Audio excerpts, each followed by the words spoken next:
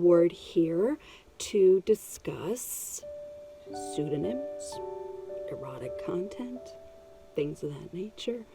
First of all, I'd like to apologize for my mad Elizabethan hair, shelter in place, curls out of control, booth up, whatever. You understand, I'm sure.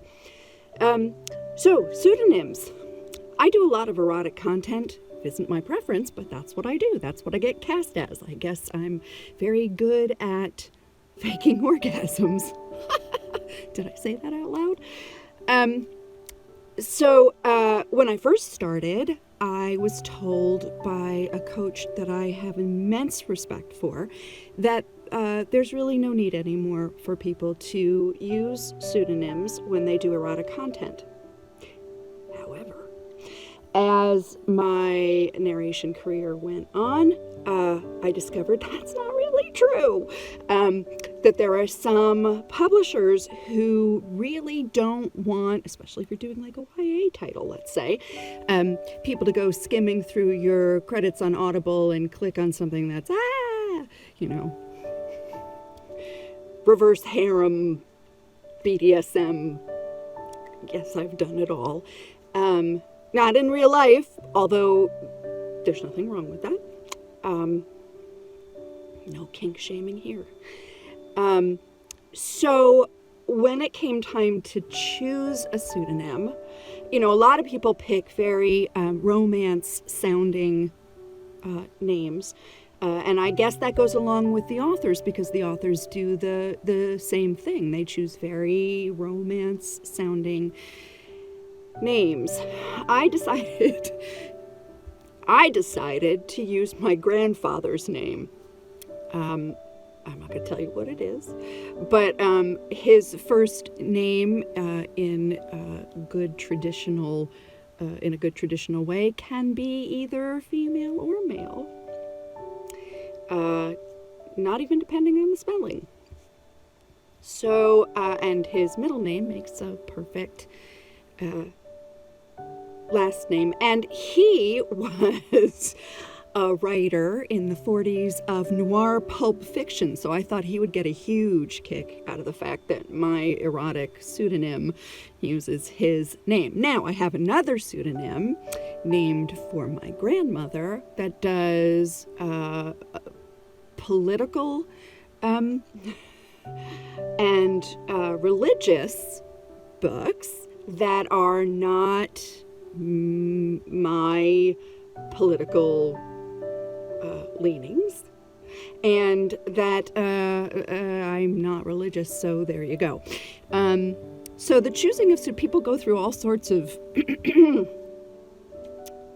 machinations trying to choose a pseudonym, but usually they find something that's personal to them and that makes sense for their branding.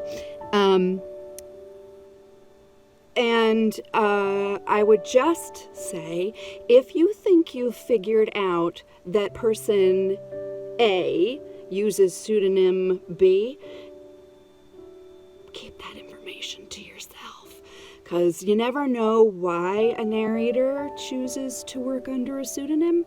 It might be because they have family members who would be terribly upset if they found out the kind of content that narrators work on. It may be that they have young children. It may just be a branding thing.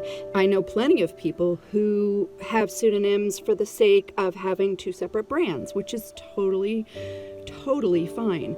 But it isn't up to us to decide whether it's okay or not. We just have to say if they chose to use a pseudonym, there's a reason, and we have to respect that. So I'm going to get that out of the way.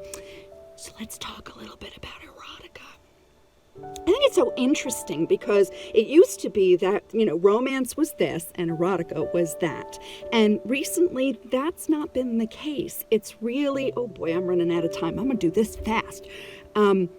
It's really, there's been a huge crossover, and I'm not even sure what constitutes which anymore, except I have been told that if the story is a story about something and then it has sex scenes, that's romance. No matter how graphic, the sex scenes are. If the story has someone discovering themselves through their sexuality, and that the main part of the story is about sex, then it's erotica. I don't know.